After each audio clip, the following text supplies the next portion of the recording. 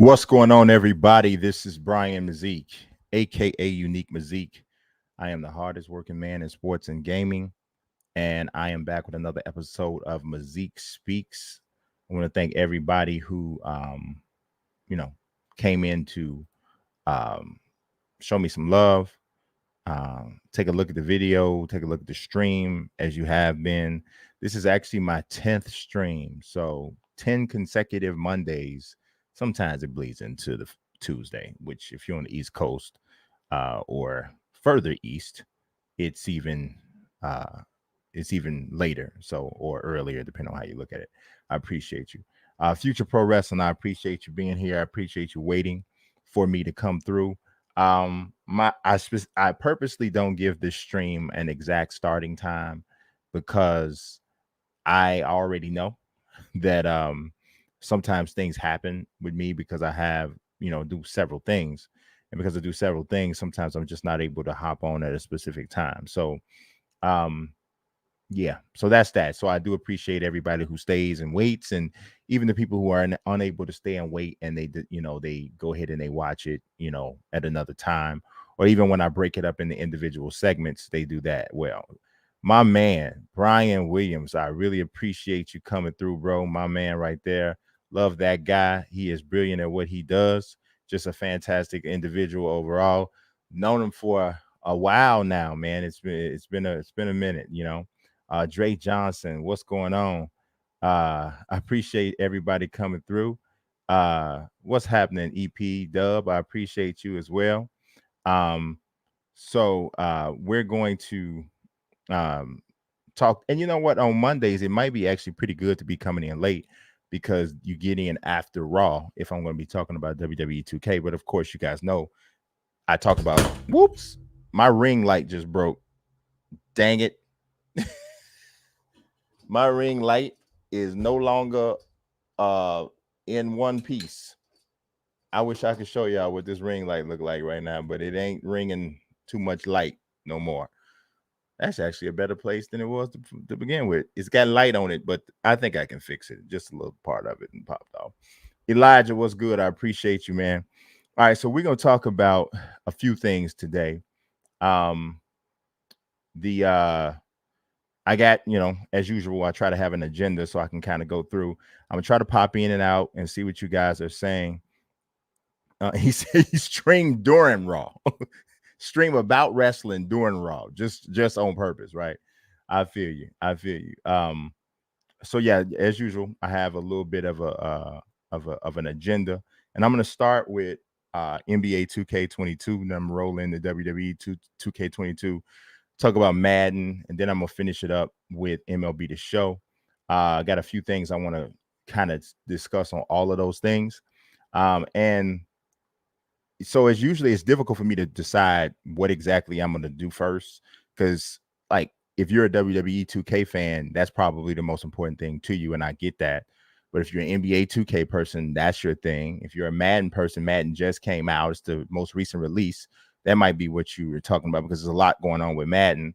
And then MLB The Show is MLB The Show. So, it's got people out here who are loving on that or have something to say about that. So let's go. With no further ado, we're going to jump into this. We want to talk about this NBA 2K22 rollout, the info rollout, which has been very late, very delayed.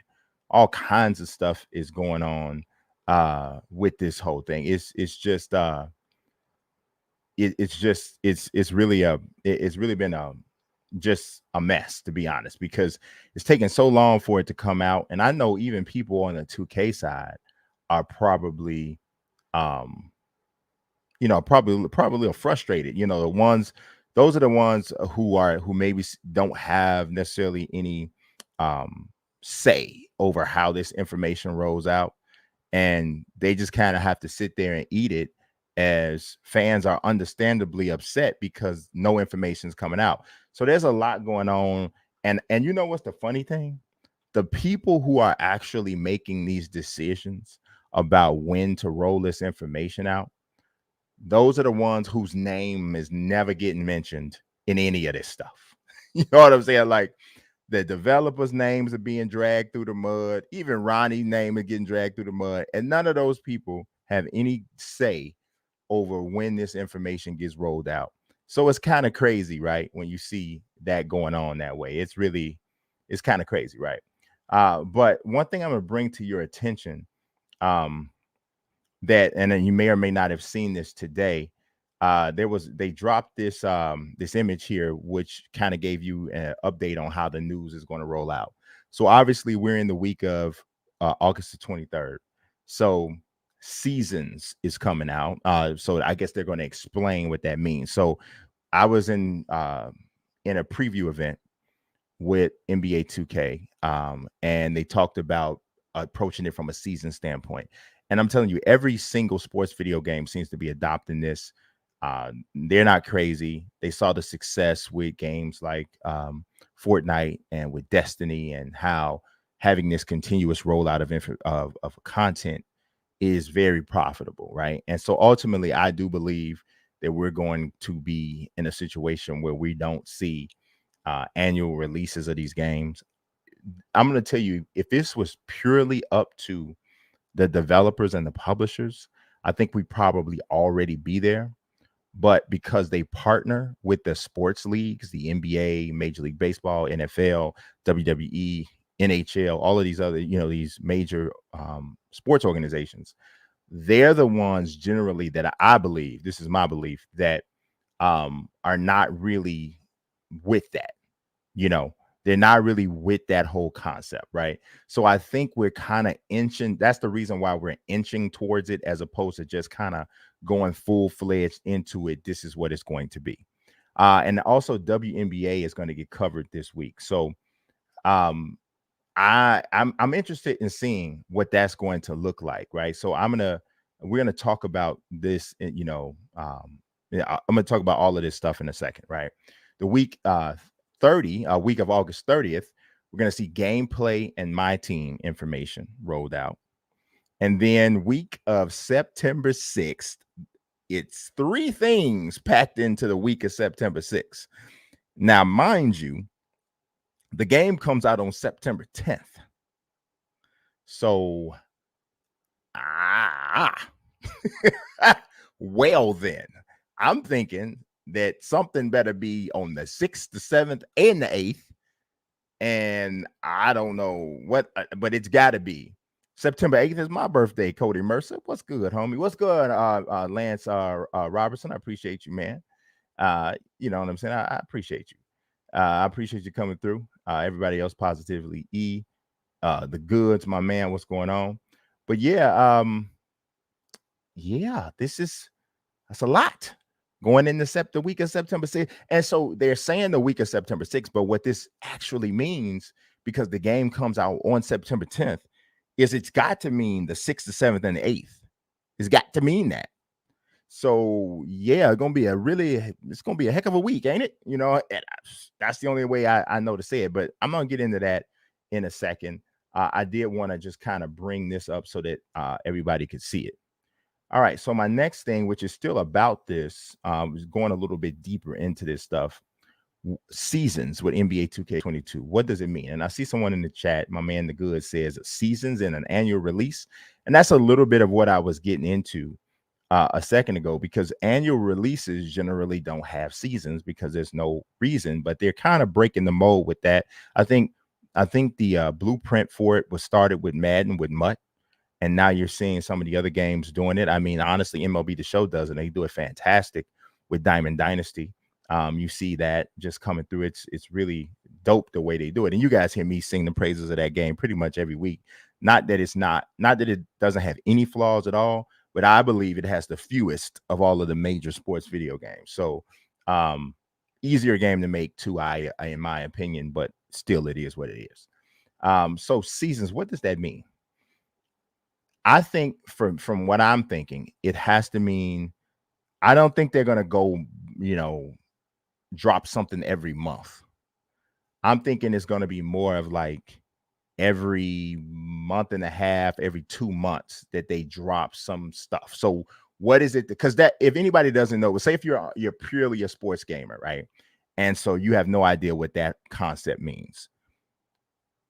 what it means is they break out their life cycle of the game into these segments called seasons, and they determine how long a season is. And it usually they try to make it an equal amount of time period from the time that the game releases until they go into like the last day a week or so before the next version of the game comes out. And that is based on like a sports video game release calendar. So we know 2K comes out in September. And so you got 12 weeks, right? I mean 12 months, I'm sorry. 12 months. They're not going to have 12 seasons. I haven't seen a game yet that had 12 seasons. Like EA UFC came out sometime last year and they're only in like season 10, I think, right? And I believe we're past the time of when it came out last year, if I'm not mistaken. So you're not going to have 12 seasons. So it's got to be something like, 6 or 8 or something like that every other month, every 6 weeks or whatever. So every other month, every 6 weeks or whatever you want to call it, however they do it, there's going to probably be some content dropped, whether it's something that's got to do with apparel for the city. We heard Mike Wang talking about, moves and stuff being added. And I don't know exactly how that's going to work. They promised that there will be enough moves at the beginning when the game drops to satiate you so you don't feel like they held everything back and whatever. People feel differently about that, but it just depends on how you look at it. I'm interested in seeing what that looks like. Are you going to, what are you going to do? How is that going to work where you're, holding back certain animations? I'm not like totally down on it, like it can't be good, but I am interested in seeing what that looks like. So I'm also wondering if seasons will have any impact on modes like My NBA and Play Now Online, which I don't think it will. I would be shocked, pleasantly surprised if it does. I would love to see a seasons concept incorporated with that, where there's new classic teams dropped every month, or a new legend, a group of legends that was in my team that was brought over to to offline rosters, or if they drop new creation tools options into the creative player thing, so they added 10 new hairstyles or something like that. I think people would love that, really. The people who play offline games and do rosters and stuff like that would love that. Say if somebody brings out a different hairstyle or something that we haven't seen, that becomes a hairstyle that you can add later on in the year, and then you can utilize the whole season's concept with that. So I'm hoping that that's what that means. I don't know if it will, but that would probably be the best route to do it. As far as the My NBA concept, I mean, I'm talking about the WNBA concept, how they're gonna what's going to be unveiled for that particular part of the whole thing. I don't know.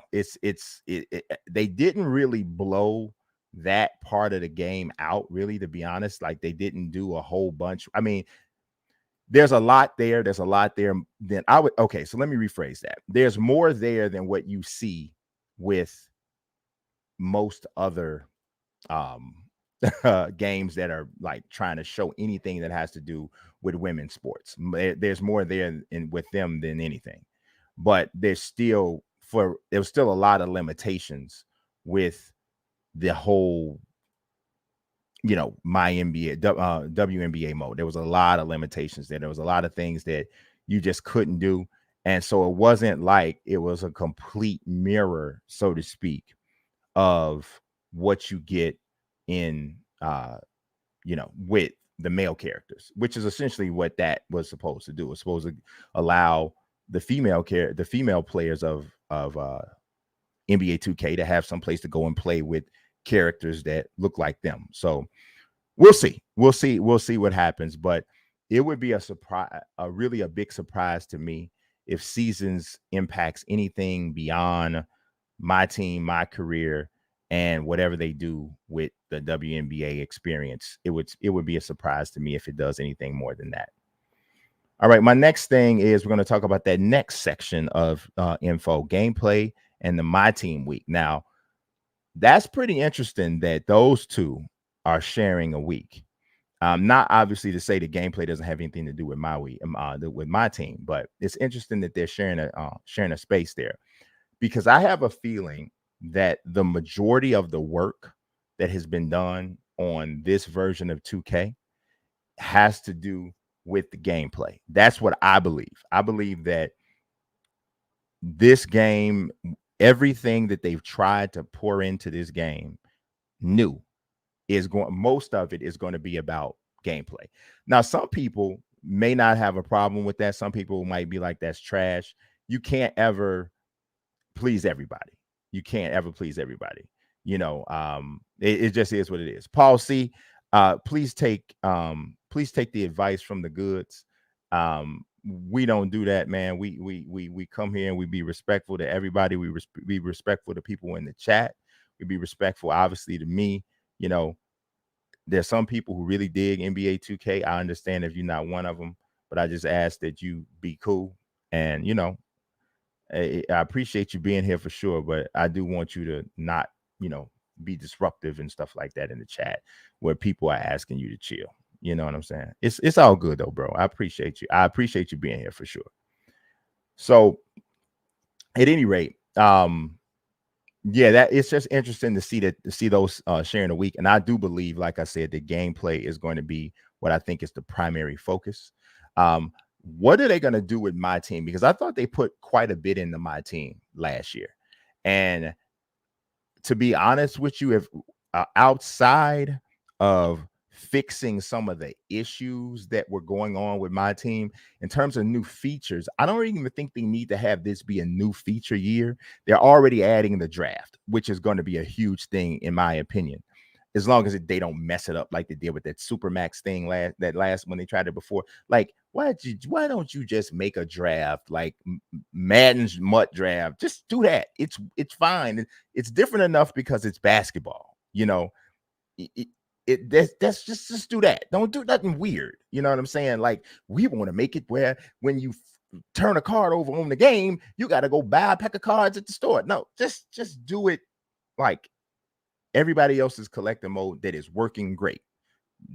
Their draft modes there's nothing wrong with, maybe a little twist here and there, but nothing crazy, right? Nothing crazy. I don't want to see anything crazy with it because it's already a dope enough concept that really hasn't been done in basketball that's going to make it enough right there. Inject the creativity in another thing where you are really pioneering or carving out a niche in a certain space. That's my whole thing about what they do with my team. There are some problems though with just the way my team functions that they could fix, but I think majority of that has to do with gameplay. So we're back to that. So I think that would be the right way to go. So just if like the goods just said, if the gameplay is high, I think a lot of people are going to be okay. I personally, would like to see that creation suite get even better. It's already really good, but I would like to see it get even better. So we'll see. All right, let's talk about that last week though. It's a lot packed in the week 6. I'm trying to tell you, we got my career, we got the city, and we got my NBA. Now, my man, the infamous New York, if y'all don't know him, he does some of the really dope mods that you see with courts, and he always does things with the different draft classes. He's really really good from a visual standpoint. Like, he's created mock-ups of the way that the creation suite should work and things like that. He's got an eye for it. I really do believe that he's something that would really help 2K in terms of forming the right type of creation suite, right? But he tweeted a little bit earlier when he saw that my NBA was on the same week with my career and the city. He was like, man, the two biggest modes in the game, and he's not lying.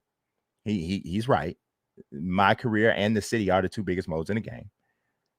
People think it's my team because it makes money because of all of the people buying packs and stuff. But the most played mode in the game is my career, and of course, the city spans into my career or from my career. and you're putting my NBA on there with it. And my NBA, honestly, is the least played mode in the game, right? It's super dope overall. It's the best franchise mode in the game, but it is the one that is least played by 2K players. So his thought is that means that we probably ain't get nothing. The little section we gonna get for my NBA is gonna be like that big, bang. That's all you gonna get. And I don't know. I don't know. Normally if I know, I'll tell you guys something like, yeah, well, I have a feeling that I don't know. I don't know. I really don't know. I can tell you that I'm worried. I can tell you that because, okay, here's the thing.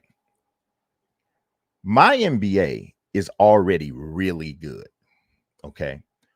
The problems with my NBA is that the features that are supposed to be in it sometimes don't work. And so I'm going to be totally honest with you. And I know this is probably not a thing that people will say that they're cool with. But if they just fix the stuff that was in the game before, that's always in the game, it's still in the game, and made sure like stuff like player progression works, make sure that the game doesn't crash when you do custom rosters, custom draft classes, it doesn't crash when you upload too many custom uniforms, or and all of that. Make sure just all of the stuff as advertised works. I literally will not bother them about not adding a major feature to my NBA. And the reason being is because from a franchise mode standpoint, they're already leaps and bounds ahead of everybody else. Like people are having a party and throwing parades because Madden took a baby step in franchise mode and didn't even release scouting when the game came out. But people are already, a lot of people like best franchise mode in 10 years. And they're right. It is the best Madden franchise mode in 10 years. But it's been so far behind 2K's franchise mode for so long. It just is what it is. So because of that, I do think that they have bought enough space for themselves to say, you know what? We didn't add a bunch of new stuff in my NBA this year, but I tell you what, everything that's in it works. Next year, we'll add on top of that. But we didn't want to add anything else new until what we have been giving you guys for years works. The problem I'm going to tell you with 2K, and I was having this conversation with somebody earlier today, somewhere along the lines, they got to a point where they started to believe that transparency and just basically telling people, hey, this is what it is like a bad idea. I don't know why, but something happened. And I don't know why they did that. I feel like you're making yourself kind of like the evil empire and that kind of thing for no reason. Like, because you're killing it, right? You're making money hand over fist. You're killing it during the pandemic. You're doing all of this stuff you're doing. To me, when you are in that place like that, and you're in such a great position from a financial standpoint, and the community's buy-in is the reason why, the last thing you want to appear to be is like you're not being upfront with information. And that's somehow like sometimes how I feel like it ends up going. And I don't know why that is. It didn't used to be that way, but it started trending that way probably about 4 years ago. I don't know how or what that was, but I just don't think it's a really good practice. So we'll see what all happens on September 6th or September 6th, 7th, and 8th, I would say, because that's when you're going to find out what the deal is in regards to my NBA, my career, and the city. All right, let's talk WWE 2K. And I'm going to tell you guys, first of all, I should have put quotations around this word delay, because I know that a lot of people are calling it a delay. And I'm not, put it like this. I'll tell you like this. I believe that at some point in time, there was a discussion maybe that the game will come out in October, because that's when it always has come out. And I don't fault anybody who is literally calling this a delay. I don't. I really don't. I don't find it because it's not like you stupid and you just coming out of nowhere, Brent, making up something. No, you're not an idiot. The game came out in October like every year for like 10 years or something, right? So, no, you're not an idiot. But I do believe what happened is because they canceled WWE 2K21, I think they kind of reserve the right to revisit when their release window was going to be. Now, the right or the better thing to do would have been to say, hey, all of you millions and millions of the millions and all of you millions of wrestling fans out there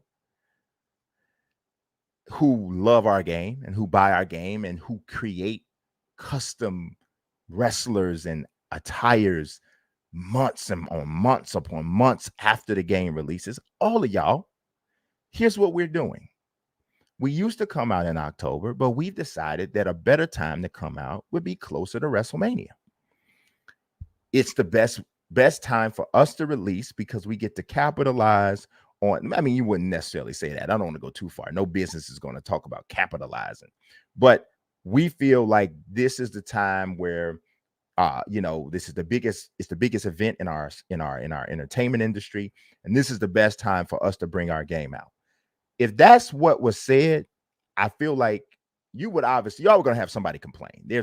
I could literally tell everybody in this chat, I'm gonna give all of y'all $100 tomorrow. Somebody in here would go, why you ain't giving 200? I mean, since you got enough money to give everybody $100, you're gonna always get somebody saying something. But you can't really worry about that as much as you have to worry about the actual fair criticism and the fair critiques that come out. And to me, it's fair to say, why didn't you tell us that you were even considering flipping this to a later release time? It's fair. I think it's a fair question. I do think it's a fair question. And I don't think anybody's wrong for saying so. Because that's a fair question, and because that wasn't shared, I do think that it makes sense for somebody to say the game has been delayed because that's what it looks like. But I think it didn't have to look like that with some communication. With more communication, this doesn't have to look like a delay. With more communication, this could look like, hey, we made a change.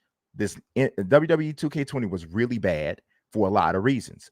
One, it was really bad because, whatever was going on, we didn't get the right transfer information, whatever it is that's been said out there. I don't know how true any of whatever is, but I mean, I've heard a lot of stuff, but whatever the case, communication would have made this not seem like a delay. And now that's what people feel like. And what's going on, Sago Killer? I appreciate you, bro. I didn't say I was giving out $100. I was giving an example. But that's why people are on that, right? And like I said, I can't really blame them at all. But I don't look at it really as a delay. I think it was more because, and also I talk to people and I kind of understand. I don't really think this was a delay in the most technical sense. I do believe that this game will absolutely benefit from having more time to be developed because there are so many eyeballs on this game. And we're going to get into a little bit of that in a second.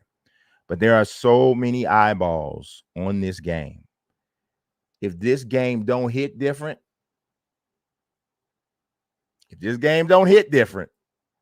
it's going to be some people taking some hits. Like, it's going to be a serious situation because there are a lot of people looking at and watching and waiting for the success of this title. And it's all across the board. It's not just the fans. It's not just WWE. It's not just 2K. It's everybody. People are watching, and this game AEW. This game needs to come in here and do something, and needs to make an impact. And it needs to make an impact from several standpoints. It needs to make an impact based on visuals. It needs to make impact based on gameplay.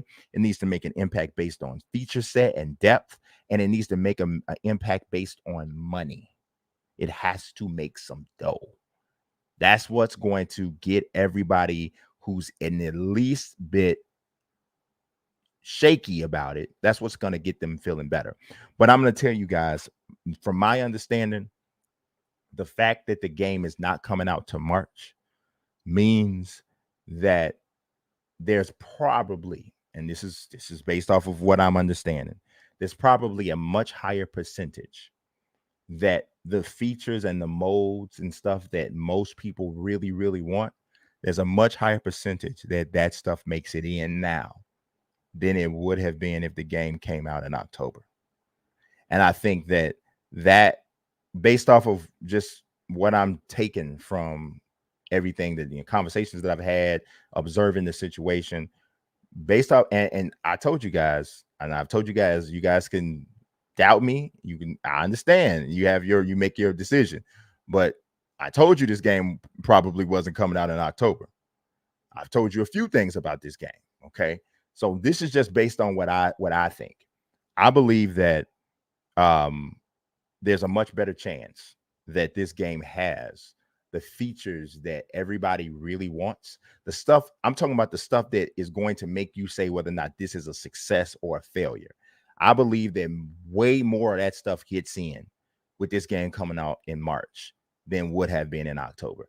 I'm gonna be honest, I don't think that the game that WWE 2K and 2K needed to produce could have been made in October.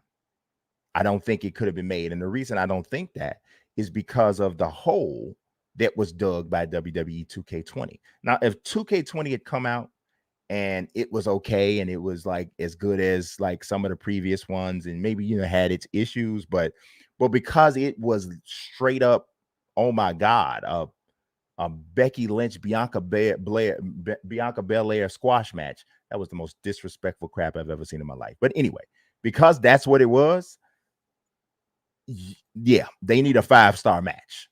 They need a 5-star match, and they probably couldn't have done a 5-star match in by October. I just don't think that that's the case. So we'll see what happens. My next thing about WWE 2K22 is probably a little bit more of a positive. I'm going to talk about roster updates post-launch. I've talked about this before with you guys, and I don't know how many of you might recall, but WWE 2K is not obviously a conventional sports game, but it is more of a sports title than it is anything else. Every other sports title with a roster does roster updates after the game comes out. Every one of them.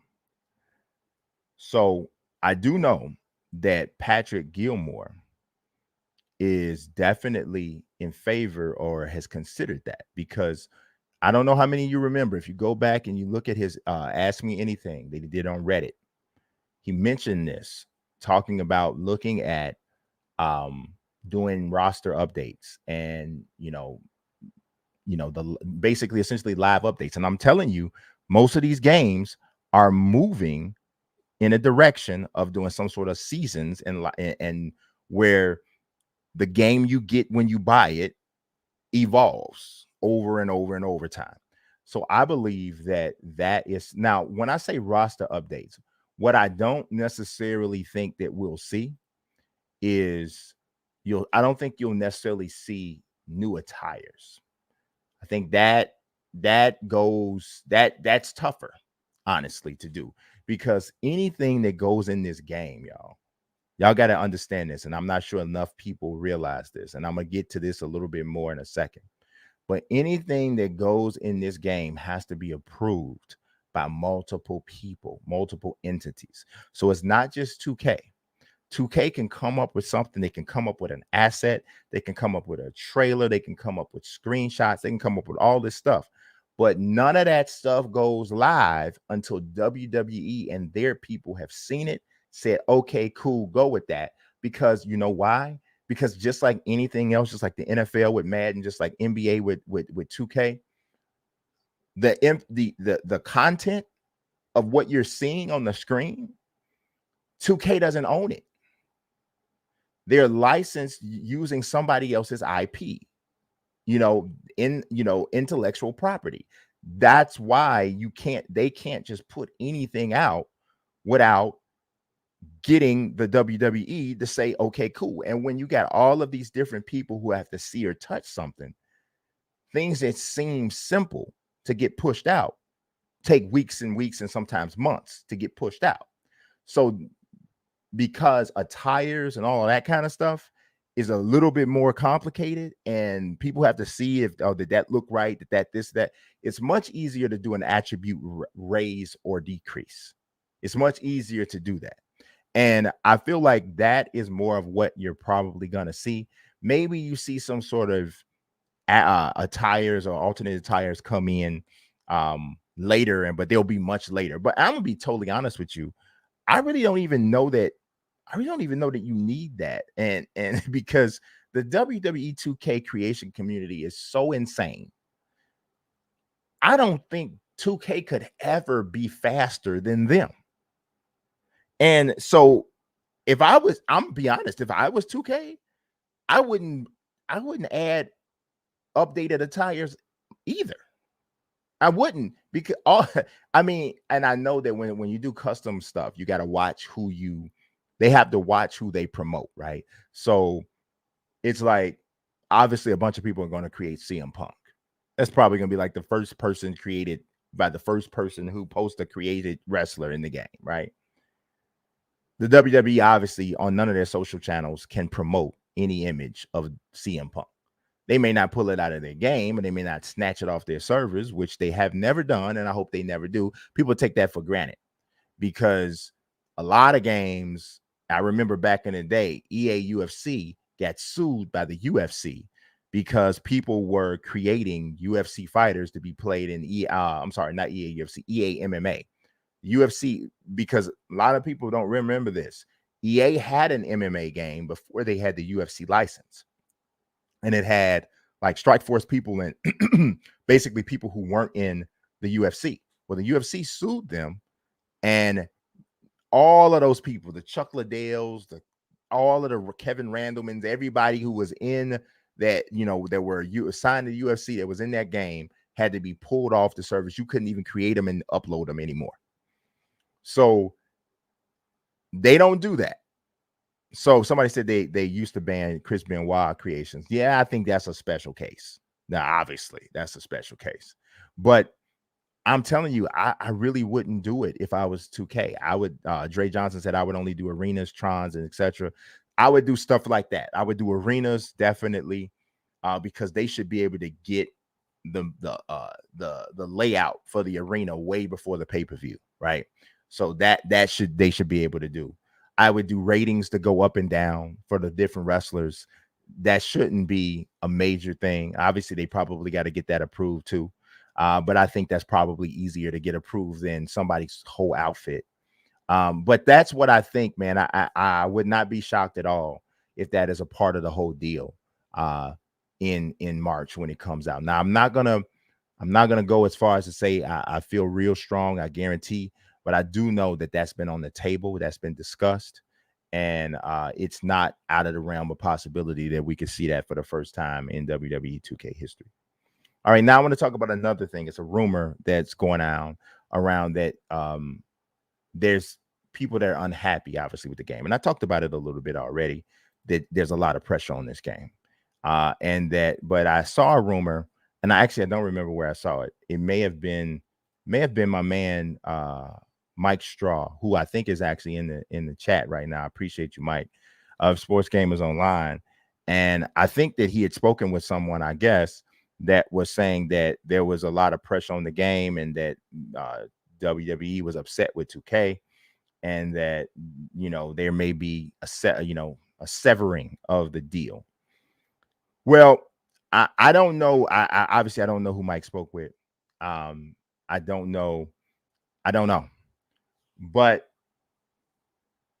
the WWE is a very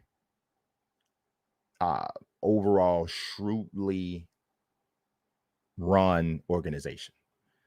They will shut it down on somebody. They will. They fire people, like almost everybody who worked there during the Attitude Era and Ruthless Aggression Era.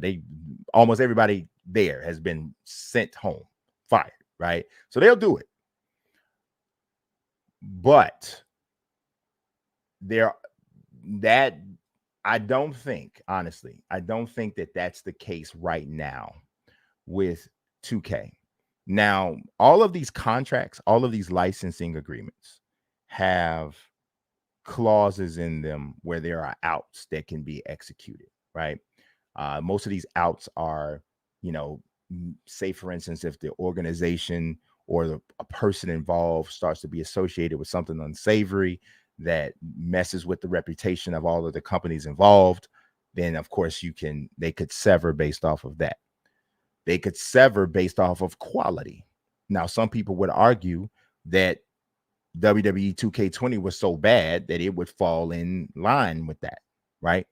They could also sever if financially the certain benchmarks are not being met, right? So if the WWE says, yes, this deal is in, if the contract says this deal is in place as long as we make X amount of dollars in profit and the game does this amount in sales. Well, I can tell you for a fact that from a sales standpoint, as bad as WWE 2K20 was, that wasn't a problem. And that just shows you a lot of times, man, people will tell you that they hate a game and they da, but they bought it. And that's unfortunate because we really should think stronger about what we buy when we don't like something. Madden's a perfect example. All of these people swear they hate Madden, but somebody's buying it. Somebody's buying it. It ain't all Mutt people. It ain't all Mutt people. So yes, Mutt pours a ton of dough into that game, but it ain't all Mutt people. And a lot of people are running around here playing, or they bought that glitchy WWE 2K20. Now you might not play it anymore, but you bought it, or a lot of people bought it. So financially, that's not an issue. The quality portion is where if there's anything there, that's where it would be. But that certainly wouldn't be the case for one game. And here's another big part of it. We don't know exactly when the contract ends. We don't know when those outs are in the contract, right? So if there are outs for WWE or 2K, because something horrible could happen with WWE, right? WWE could go into a situation where Vince McMahon gets sued. He's been running some type of horrible, obviously I'm not saying that this is happening, but I'm hypothetical situation. The leadership at WWE is running just some type of horrible ring of illegal activity. And 2K says, whoa, it's in our best interest to back away from that because we don't want to be in business with somebody who has it. So it's a two-way thing. One bad game is probably not going to get that severed. Could something happen if this one completely flops and bombs? I'm not going to say it's not possible, but what I will say is this. Look around at what's been happening, right? I don't know who told anyone. I don't know who told anyone that they were unhappy. Or I don't know where exactly that came from. I believe that was Mike's source, obviously not mine. But I will say this, when you look at what's happening with SummerSlam, WWE allowed their game or one of the biggest pay-per-views on their calendar to be sponsored by WWE 2K. They had a trailer run there. And from what I've observed, I have not seen any contempt or tension between the higher ups, right? So it does matter who someone's talking to, right? So a lot of times, like people in different parts of a business, and you guys know this at the jobs where you work, right? You go to work and you talk to one group of people, and that group of people are going to say one thing about the organization. It's all falling apart. It's da da da da da. Then you talk to another a group of people, and they'll tell you everything's cool. It's this, that, and the third. We had a bumpy September, but da da da da. Then you have another group of people who say everything's great. We've made money over this, and they pull all these numbers to show all of this success. Usually, the truth is somewhere in the middle. right? Somewhere in the middle. You're going to have people that say the sky is falling. You're going to have people that make the sky seem bluer and rosier than it is. Usually the truth is somewhere in the middle. So I don't know. I really don't think that there is a great amount of tension, but I do say this. The WWE is about making money. And if they are attached to something that is not making dough and is not um doing anything for whatever the reputation is that they're pushing at that moment, then yeah, you could have a problem. But I don't think there's any indication as of right now that there are significant problems amongst the higher ups, right? And the higher ups, that's who makes the decisions. Those are the ones who say yay or nay about this deal or that deal. So that's just what I'm saying. I don't know. Like maybe like I said, I don't know who might talk to. Maybe Ed did talk to somebody. Maybe somebody has like direct proof. I don't know. But from what I've seen, I haven't seen that yet. So if I'd seen it, I would definitely say it. I would tell you. I was like, hey, yeah, I've seen some tough stuff. All right, let's move on. We're going to go into Madden 22. I'm going to start off. I got something real dope I want to show you guys. Somebody actually did this kind of for me in a way. Not for me, I shouldn't say that. But they included me in it without me doing any work, which was really dope. But before we get into that, I'm going to talk about these Madden 22 experiences, varying and why. So I wrote my review for Madden 22. And I gave it, 7.5. I thought that the game plays a solid game of football, doesn't break any ridiculous ground. But it definitely has improved over last year's, which I think I gave it like a 5.75 or 6.2 or something like that, something lower, right? It's definitely a better game than last year. But there are a lot of people who are slamming it. And I'm not talking about the usual suspects. I'm not talking about the people who all the time have something nasty to say about Madden. That's not what I'm talking about. I'm talking about there are some people out here who are not usually like that, who are slamming the game. And so what I've been doing is just kind of gathering these different experiences and looking around, because their experience is not like mine. My game has not crashed one time. Now, watch, I said that when I turn this game on to show you guys what I'm trying to show you, watch it just bang, boom, what I'm saying? Just the way things work. But my game did not crash one time during my evaluation period. Hasn't crashed one time since when I played it. So I kind of got into it a little bit with a guy on Twitter, and I'm really trying not to do this anymore. I really don't want to do this with people anymore, right? So I made some precautions, or I took some steps to try to make sure that this kind of stuff. I mean, I didn't get crazy like cussing dude out or nothing, but he got under my skin a little bit, because sometimes, and I put a tweet out, I said, I feel for developers and professionals, because oftentimes your work is being critiqued by people who have no idea how your process or how your job or how your industry works. But it's tough because they're your customers, so you still have to listen to them. So when I write an article, when I make a video, when I stream like this, it's for you guys. It's for people to take in the information, hopefully learn something, maybe you be entertained, whatever it is, right? But a lot of times people come like out of nowhere, talking out of the side of their neck, saying stuff and speaking with certain levels of confidence about stuff that they cannot be that confident about. It's like you don't understand this whole thing. I mean, it just is what it is.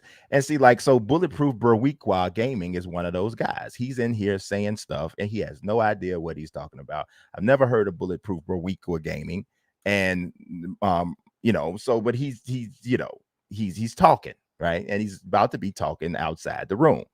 But because that's pretty much my answer at this point. I'm not gonna go back and forth with you. I'm just gonna eliminate you.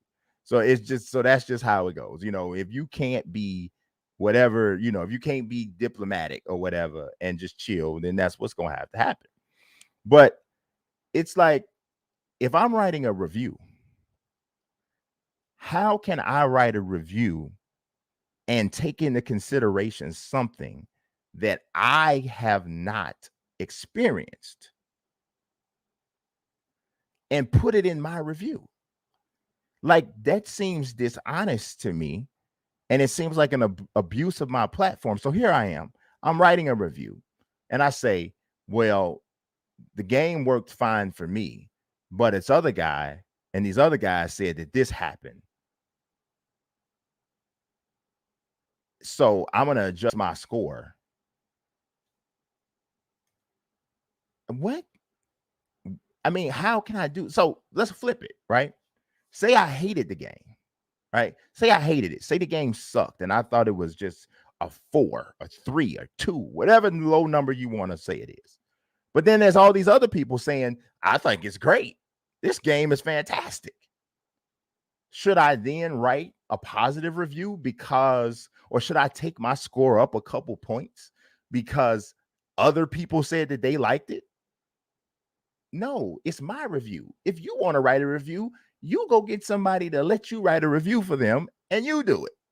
And then they like to say this stuff about, oh, well, you have a platform. And that, man, if somebody else tell me about a platform, I'm going to run through a wall as hard as I can without any concern for my physical well-being. Like, I'm like, y'all, you don't even understand nothing about my platform. So it's like, it's insane. And so I don't have a responsibility to say what you want me to say all the time.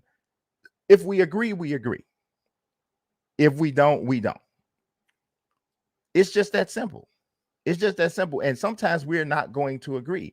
But when we don't agree, it's not because I'm taking down and I'm protecting the game and I'm this, that. No, we just don't agree. And that's the problem with the world, really. People don't know how to respectfully disagree. If you disagree with me, then it's got to be some mess in the game. You got to be on this, or you got to be this, or you got to be that. People don't know how to be like, hey, man, well, I think it's this. I understand you think it's that. I respect what you're saying. I respect your opinion. But yeah, I feel like this. People got to come out. If you feel like it's that, then you must be this. Bro, if you don't get 177 seats and sit in all of them at one time, boy, shut up. You know, I'm like, what are you talking about? You know what I'm saying? It's just ridiculous. It's crazy, man. It's just what it is, man. People just get off going, you know, it's just, I don't know. It's just what it is. But what I've kind of uncovered is that the people who are most down on the game are the people who the game's crashing on them. I totally get that, right? If a game is crashing, it can't be great because you can't play it, right? That's just what it is. Now, when I wrote my review, I wasn't aware that the game was crashing because you got to remember, I get my game early, right? And I waited until the 20th or very early morning of the 20th to post my review because I wanted to play some online games. I played online games, didn't crash. So I don't know what else you want from me. You want me to write bad stuff because you had a bad day with the game. How about no? How about no? How about I'm not going to do that? So I think that's what it is. And I say all that to say, I think there is some optimism that can come with this whole thing. Because if the people who the game isn't crashing for, if a great deal of them are liking the game, if there's no way in the world EA is going to leave this game in a crash state. As many issues as EA has, as many issues as 2K has, they don't leave their games in a state where you turn it on and it just crashes your system. They don't leave that. They're going to find out what is causing this problem and get it fixed. It's going to happen. I know that's not the thing anybody wants to hear because people want to rant, people want to fall out, they want to snatch the shirt off and, you know, look, go into one of them. Y'all want to do it. I feel you. Okay, freak out. Have your freak out over there by yourself. Okay. And when you feel better, maybe Madden won't be crashing and we can play. But it's just crazy. But I understand their frustration. I do. If I had a game here that was crashing, I'd be pissed. But the point is, I didn't have that, so I can't say that I did. And I'm sorry your game's crashing, but mine didn't. So I can't write a review based on somebody else's experience. I can write an article that says that several people are experiencing crashes. That I can do because that's a report of what happened. But when I'm writing a review, I can't take into consideration what somebody else's experience was. That's just not how that works. That would be irresponsible from a journalistic standpoint and from a review standpoint. So it is what it is. I think that's really where the divide is in regards to the different experiences. So now let's talk about some other stuff with Madden, which I think is a little bit more fun, and obviously nobody will be able to take advantage of it until the thing stops crashing. But I want to do I did this with 2K. It's called a Bring 'em Back series. And so somebody might steal my idea, but it's okay. I don't really worry about people stealing my ideas because, I believe that God blesses me with these ideas, and it's like he blessed me with that one, he'll bless me with another one. But it is what it is. But bring them back, and I think I might have seen somebody else do it. I want to essentially go through every team in the NFL, and I want to say if I could take one player from this team's history and bring them back and put them on this current roster, who would it be? And then drop all of those teams, drop that team, so say for instance, I don't know. Man, I don't even know. I was thinking about the Bears. I don't even know what player I would bring back. I guess you could say Walter Payton, but as Walter Payton's definitely better than David Montgomery, but David Montgomery's a good running back. So I don't know if that's the best place for us to be. I think the Bears' weakest area of their team right now is the tackles. So I bring back Jimbo Colbert or somebody like that, because that's the biggest weakness of the team right now. But that's kind of my concept. So you bring back, maybe, I don't know, you go to the Dallas Cowboys. I don't know what it is. I don't know who you bring back for the Dallas Cowboys. I don't know. Is it Michael Irvin? Maybe it is somebody maybe it's Randy White on the defense, but you get my idea. And so we'll have somebody there on each team, and then I'm going to simulate the season, and I'm going to kind of see, based off, what happens. So I'm thinking about doing that. But Christian Okoye with the Chiefs, that would be, oh my God. Can you imagine Christian Okoye, that power style running game with the aerial offense that they got? I think you might have just hit the home run, Jason Battle. Appreciate you here though, bro. Appreciate you, dude. East Coast Cody said, bring back Urlacher.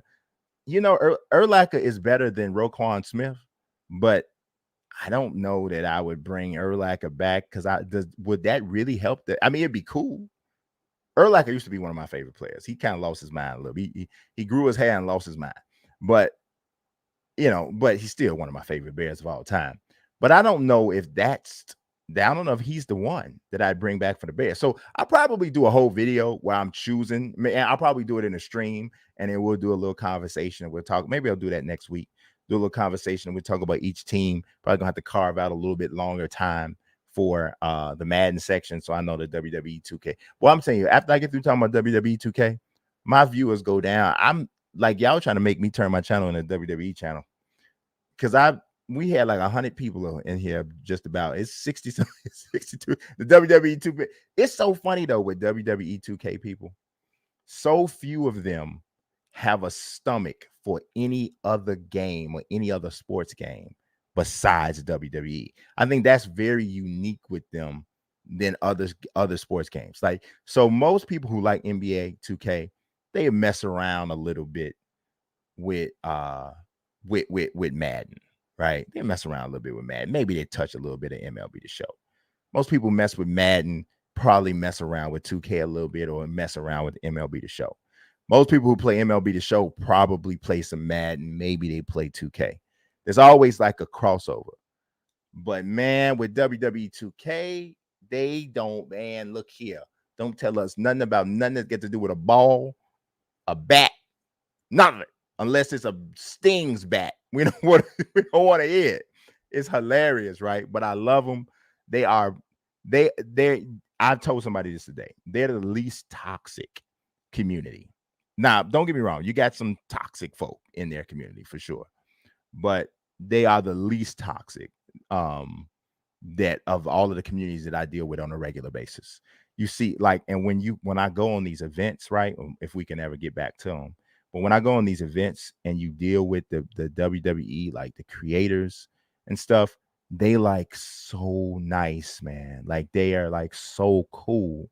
Like I'm telling you, I've hung out with Madden people, 2K people, WWE 2K people, and I'm telling you, I don't know what it is, but I have the best time with the WWE 2K people. I'm talking about with the Tubby Emus, with the It's My Yards, with the Sports Gaming Universe, with the CM Pulse, with Macho T, with Luigi, with Brandon Does Everything, with Dink. We don't see Dink. That Dink's only been to like 2 or 3 of them that I've been to. He usually Dink is the man in the WWE 2K community, so he's kind of the way Chris Smooth used to be. You didn't see him very much, but I'm telling you, man, I've had some great times hanging out with them, man. Like Willpower, but he kind of branched out more away from just WWE.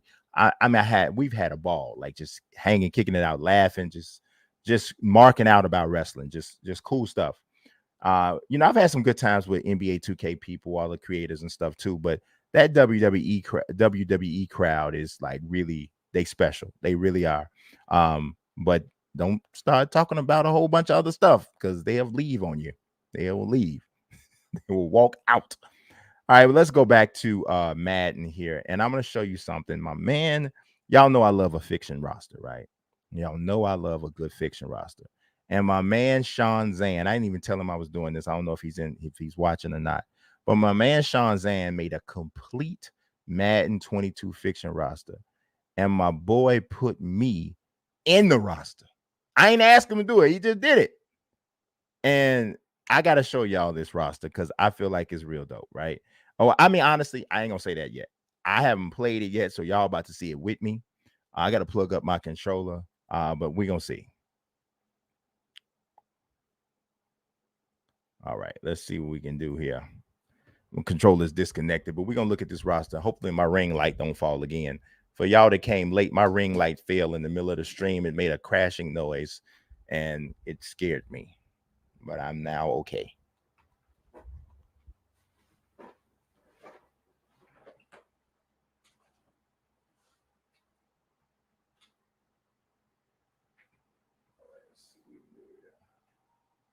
All right, so my man made me in the roster, man. Look at you. I gotta find out how my I got the cord that's not quite reaching here, but of course he put me on the Bears. And I'm an 85. I don't know why I'm not a 95. I really feel like I should be a 95. Who do I talk to about my ratings? Who do I talk to? This is not Xbox. This is PlayStation 5. Man, already came out as a custom. Dude, this fiction roster, Jason, is 100% done. Like for real. Like there's no NFL presence on any of these rosters. The fact that he did this fast, and he been done for like 2 days, bro. Like the fact that he did this fast, I don't even think he went to sleep at all. Like at all. Like I don't know what happened, but he ain't go to sleep. I know that. It's crazy. Try to plug my controller up real quick.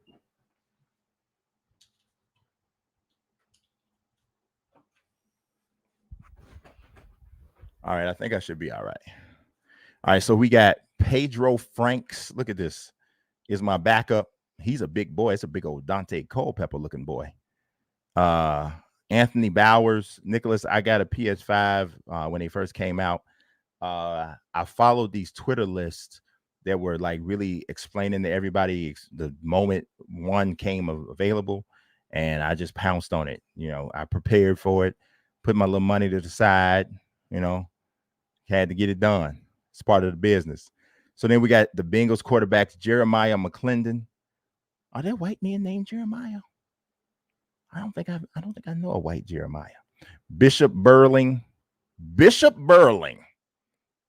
That he sounds like a pastor for real. Giving honor to God and Bishop Burling. Mac Allen. Okay, I feel you. I see you. Benny Allen, is that his brother? I don't know. Jordan Hoffman. We got Tanny Heckler. I don't know. I don't know about that name. Mendoza Webb. Okay. Garrett Holmes. We got Blake Cobb. We got Jess Gutierrez. The Allen brothers. Yeah. Travis Pennington. That's Chad Pennington's son. No, maybe it's his nephew. We don't know. Kevin Stafford. We got Matt. That's Matt Stafford's cousin. Case Benji. My man came up with some names, didn't he? Fernando Lauletta, and he's got a very high Latino presence in here. I dig it. We like diversity up in here. Kelly Jensen, Matt Cantrell, Mayton Gobbett. Who named their child Mayton? Kyle Justian. This team got 172 quarterbacks. Clint Griffin. The Bucks got 92 quarterbacks. Martin Johnson the third. So the first and the second, don't worry about them. You don't know him. Chris Jelly. You jelly. Alan McCoy. This is dope. I mean, like literally, this is a whole new world. Gerard Freeman. I like it. We got a nice amount of African-American quarterbacks. Nice diversity in the quarterbacks. Freddie Mans. Chase Kent. Wait a minute. Mayton is 6'7"? Wait a minute. Where's Mayton? What was his name? Mayton, what was his name? Let me find him. Mayton Gobbett is 6'7", 244. He ain't that good, but he boy, he a load to bring down, ain't he? Gerard Freeman, we had him. Harrington Jones. We got Justin Billington. We got Anthony Brooks. Okay. What else we got? John Fanderton. We got Samuel McKenzie. We got Brett Reynolds. We got Jacob Nichols. So if y'all want to download this, I'm gonna put how you spell his name, because my man, now one thing I will tell him, he should have named this roster better than this, but he named it like custom roster or something like that.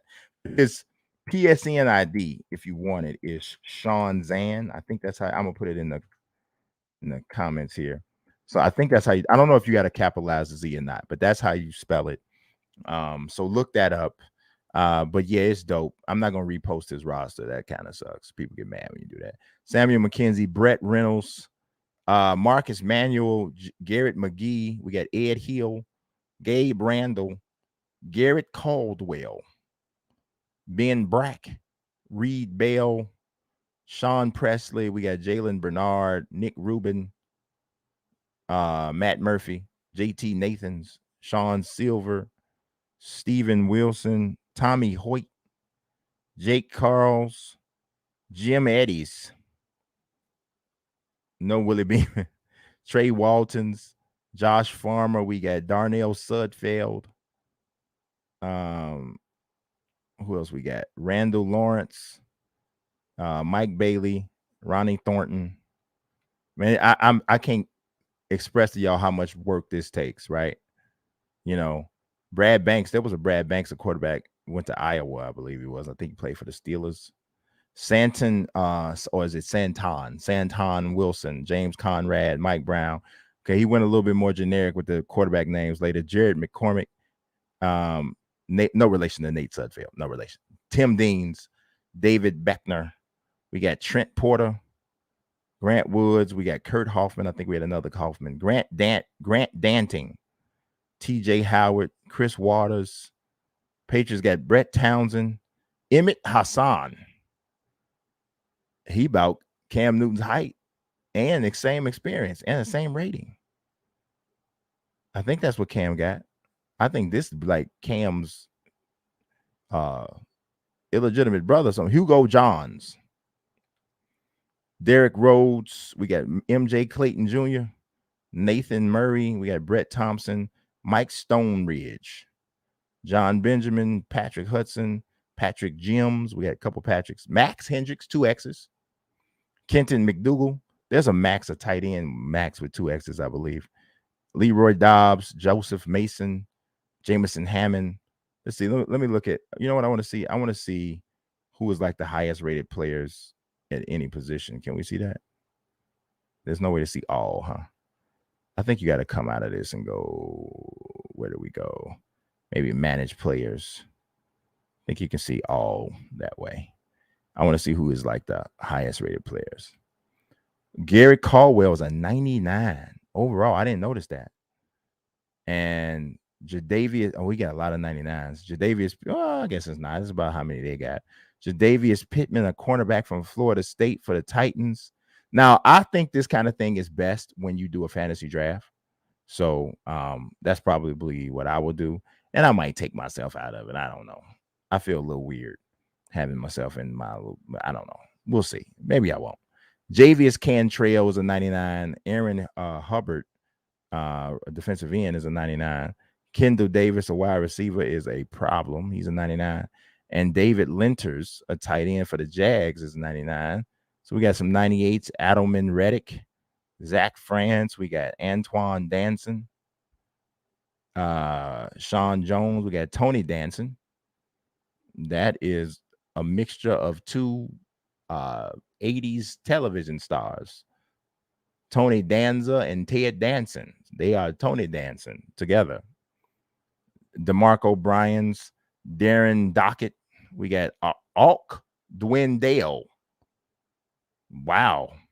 Chris Meltzer, Vincent Maxwell. This is dope, y'all. This is dope. I'm gonna mess around with this for sure. And we're gonna see. We're gonna see what it is. I'm gonna mess around with this for sure, though. It looks pretty cool. Pretty cool. I definitely give my man all the credit in the world. Like I said, I know how much work that takes. That is no joke at all. So, all right, let's bounce. We're gonna talk about a little bit of MLB The Show here. Like, okay, so I got this survey, right? And I said, you know what? I was doing the survey, and it's really literally helping you shape MLB The Show, right? They are giving you an opportunity to like give your opinion about what you think should be in the show and what shouldn't. So I thought that was really dope. But Junior had the idea. He was like, you know what you should do, Dad? You should take that survey on stream. And I was like, you know what, kiddo? I think you might have a good idea there. So what I'm going to do is I'm going to kind of talk about why I'm doing whatever I'm doing. I won't spend a whole bunch of time on this. It's kind of long, but I'm going to go through it pretty fast because I pretty much did a lot of it or have, started and stopped it or whatever a couple times. But I'm gonna go through it with y'all. So I'm gonna let y'all know. So you'll get a kind of see like what I value in a game, right? So you should be able to see it on the screen now. They say something about you can win. I don't know what they said you can win. You can win $500. I don't want the $500. I just want to do I just want to do the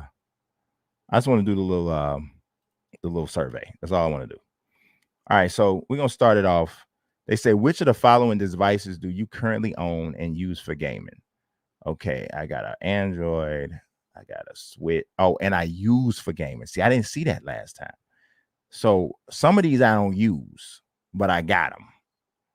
So, I mean, because I don't really game on my Android, so I should take that off. I play a little bit of the Switch. I got the Wii and the Wii U, but I don't play them. I do a little PC gaming. I don't really do my PlayStation 3 unless I am doing a throwback Thursday or something. So I guess I put it there because I do. In the PlayStation 4, I definitely do a throwback. Well, actually, I don't. Yeah, kind of, but definitely the 5, the 360 when I turn on NCAA football, Xbox One. I don't really touch that anymore because I got the Series S, so I do that. But I got the one, so and it's not totally out. So that's all I got. That's what I got. Oh, I got this, but I got the VR, but I hate VR. I don't like it at all. All right, which of the following game genres do you enjoy playing the most? Well, let's find that one we know we love. Bam. But aside from sports, the ones that I like the most are fighting games, and I like action adventure quite a bit. And I also like first-person shooter, even though I can get a little burnout on those kinds of games. And I love third-person shooters. Third-person shooters are actually my favorite, like of the shooter style games. So y'all learning. Oh, they said no more than 3 choices. My bad. You're going a little too far. Okay. So we're gonna keep third-person shooter. I'm gonna take first-person shooter off, and I'm gonna take action adventure off. So we're gonna go with fighting, sports, and third-person shooter. I know y'all like what?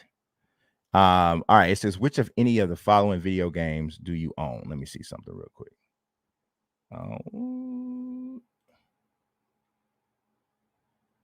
All right, let me go back. I just want to make sure y'all can still see what I was doing. Which of any of the following video games do you own?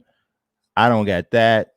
I think I got Fallout 4. I got Ghost of Tsushima, God of War, Grand Theft Auto. I got Madden. I don't have that Metal Gear. I got MLB The Show.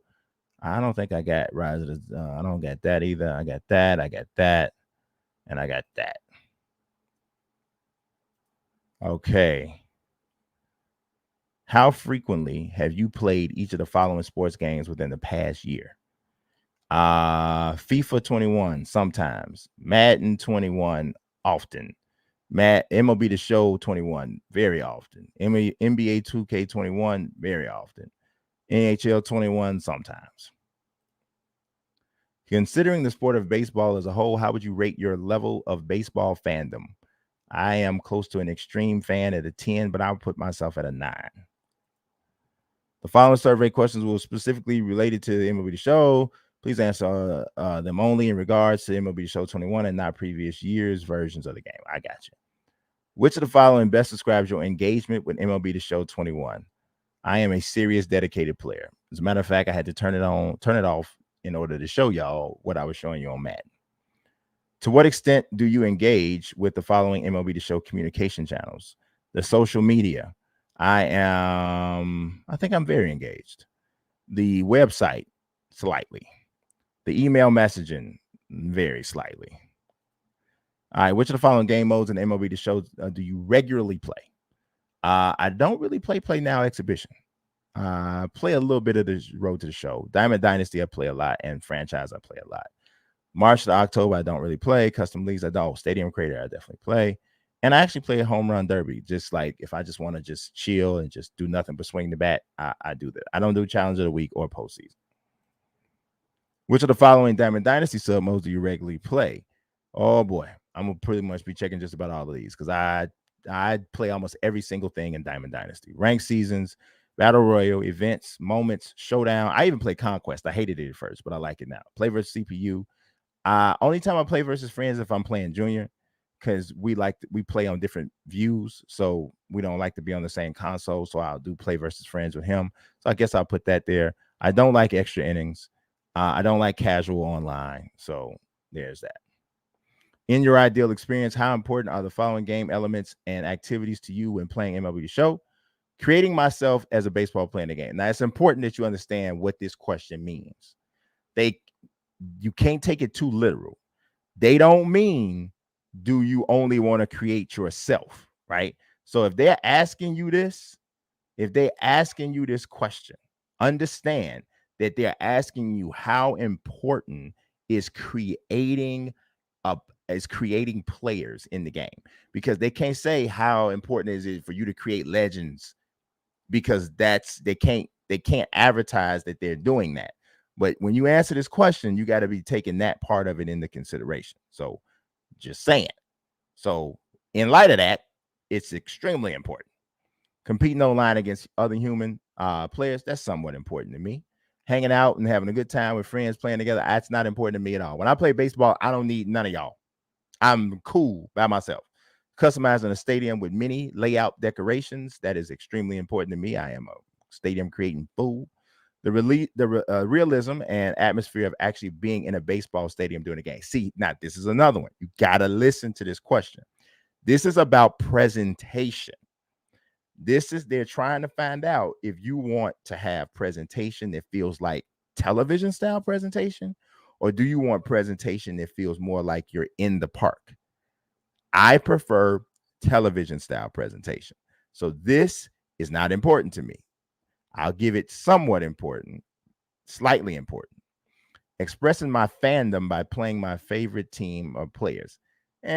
That's not. I mean, I play with all of the teams, but I'll put in the middle here because I do like to play with the Cubs for play franchise. So being among the best of the best in terms of achievements in the game, I try to win every time I play, but that's not like the thing, right? It's not like I'm not a competitive MLB The Show gamer. I'm not. Like when I play online, yeah, I'm trying to win. If I ain't winning, I'm yelling at the screen, but it's not the ultimate driver for me. Grinding out games for my card collection, 100%. They're very important to me. Creating more satisfying, favorable alternate realities of recent or historical sporting events. Now, y'all know that's me. I love to do that. That's what I do. That's me. Taking on the role of GM owner of a baseball team. Come on, you know that's me. I'm on that. Learning about the history of baseball. This one's interesting, right? Because I know a lot about baseball history. So I don't really play the game and learn anything. When I play, I hear stuff and I'm like, oh, that's dope. You know what I mean? Like, because I remember that. Or like a junior, I'm looking at some of the cards that pop on Diamond Dynasty. And I literally physically had that card, 25, 30 years ago when it was released and it was a brand new physical card. So I'm gonna put that it's very important to me, even though I don't necessarily learn anything from it. But I think this question is about how important is the history of baseball to you in the game. So it says practicing and mastering the more difficult pitching option. That's not that important to me at all. Like I pitch on the meter pitching. I don't do pinpoint. I understand that you can be more accurate with pinpoint than you can with other games, but it's not like that for me. I'm only going to go through this first page. I'm not going to go through the whole thing because I'm going to tell you after a while they get kind of redundant. Only playing in a way that reflects baseball exactly as it is played in real world. That's almost at the top for me, but I won't go all the way to the top because I still know that it is a video game. So now they get redundant and I'll do this on my own. But I did want to kind of share with you guys this survey because I think it's real interesting. I don't know how many people have gotten it. I know I saw a couple people on Twitter going over theirs. So I said, man, I thought it would be a pretty good thing to talk about, right? All right, so Repentant Heart. We talked about WWE 2K a little bit earlier. It's earlier in the stream. If you go back, like I don't know, maybe close to the middle point, I talked about that part. All right, so let's talk about this franchise fiction on MLB The Show 21. And I won't spend a lot of time on this because I talked about it before, but I found out that there was like maybe 86 slots that still had new pitcher on the roster that I was using, or that I was using Bacon's fictional as the base. And I thought I'd filled in all the slots, but then there's a lot of free agents that didn't have like, fictional players. So what I did was I started pulling from the roster that I had, and I also started pulling from another fictional roster that's online from a gentleman named Teleblanc. And so he does a fictional roster. He just doesn't get as much shine or I don't know, spotlight as Bacon does, but he does a fictional roster and he puts in a lot of work into it. It's not his isn't finished or close to finish as Bacon's.